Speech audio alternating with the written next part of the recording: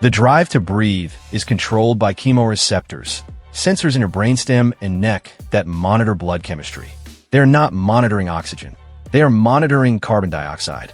When CO2 rises above a threshold, they trigger the involuntary breathing reflex. This is completely separate from whether you have enough oxygen to survive. The respiratory drive mechanism. Carbon dioxide dissolves in blood to form carbonic acid, lowering blood pH. Central chemoreceptors in the medulla oblongata detect this pH drop and signal the respiratory centers to trigger inspiration. Peripheral chemoreceptors in the carotid bodies also respond to rising PCO2 and to falling PO2, but the CO2 signal is dominant. At normal PCO2 of 40 millimeters of mercury, you feel no urge to breathe.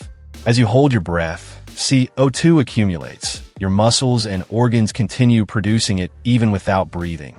At around 45 to 50 millimeters of mercury, the chemoreceptors force the urge to breathe. The diaphragm spasms involuntarily. At this point, your hemoglobin is still approximately 95 to 98% saturated with oxygen. The danger for free divers. Hyperventilation before a dive removes CO2 from the blood without adding oxygen. Hemoglobin was already 99% saturated. The diver enters the water with artificially low CO2 and the same oxygen as normal.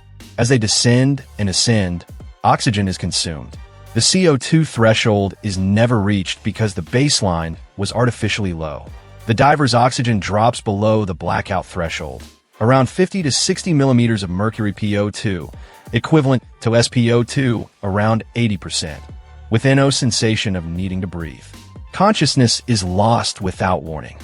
The world record breath hold is 24 minutes and 37 seconds, set by Budimir Sobat in 2021, achieved by pre-breathing pure oxygen, which raises the starting oxygen reserves and delays depletion.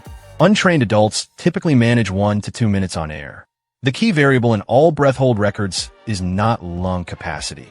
It is how long the CO2 signal can be tolerated or suppressed. Shallow water blackout kills experienced, trained swimmers. The victims are often not novices. They are competitive swimmers and free divers who know exactly what they are doing. They hyperventilate to extend their breath hold, descend, swim their distance, and lose consciousness on the return ascent, silently, with no warning sensation because the CO2-based warning signal was never allowed to fire. It is not a failure of skill. It is a consequence of overriding the correct safety signal. Your urge to breathe is a CO2 alarm. It fires before you run out of oxygen, deliberately, as a safety margin. The dangerous thing is when you silence it.